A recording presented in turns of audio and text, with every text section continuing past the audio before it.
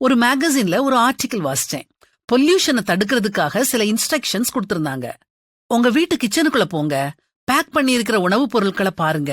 அரிசி, சீனி, பருப்பு வகைகள், பிஸ்கட், தின்பண்டங்கள், பிரெட், ஜாம், இப்படி நீங்க வாங்குற ஒவ்வொரு பொருளையும், மசாலா சாமான்களையும் பாருங்க.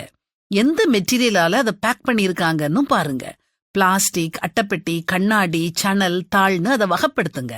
இனிமேல் பொல்யூஷன் ஃப்ரீ மெட்டீரியலை பேக் பண்ணின பொருட்களை மட்டுமே வாங்குவேன்னு முடிவெடுங்க. இது ஒரு நல்ல யோசனை.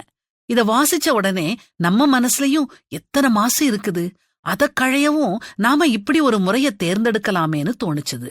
உள்ளதை உள்ளது என்றும் இல்லாததை இல்லை என்றும் சொல்ல தைரியம் இல்லாம அத பூசி மெழுகும் பாசாங்குத்தன பொட்டலம். உள்ள பகைமைய வச்சுக்கிட்டே வெளியே தேனொழுக பேசும் வஞ்சகத்தன பொட்டலம். தவறு செய்பவரை கண்டிக்க துணிவு இல்லாத கோழைத்தன பொட்டலம். நல்லது செய்பவரை தட்டி கொடுத்து ஊக்குவிக்க மனமில்லாத வக்ரத்தன பொட்டலம். இன்னும் சொல்லிக்கிட்டே போகலாம்.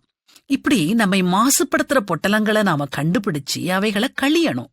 உண்மை, நேர்மை, அன்பு, சகிப்புத்தன்மை, பொறுமைங்கிற பொட்டலங்களை உபயோகிக்கணும்னு ஒரு முடிவு எடுப்போம். வார்த்தைகள்ல மாசு இல்லாத ஒரு உலகத்தை படைப்போம். தேவனே, சுத்த இருதயத்தை என்னிலே சிருஷ்டியும், நிலைவரமான ஆவியை என் உள்ளத்திலே புதுப்பியும் அப்படின்னு கடவுள்கிட்ட மனமாற வேண்டுவோமா? இப்படி நம்ம ஒவ்வொரு நாளும் நம்ம மனசுல உள்ள மாசுக்களை அகற்றிக்கிட்டே வந்தோம்னா நம்ம எவ்வளவு நல்லவங்களா வாழலாம். முயற்சித்துதான் பார்ப்போமே.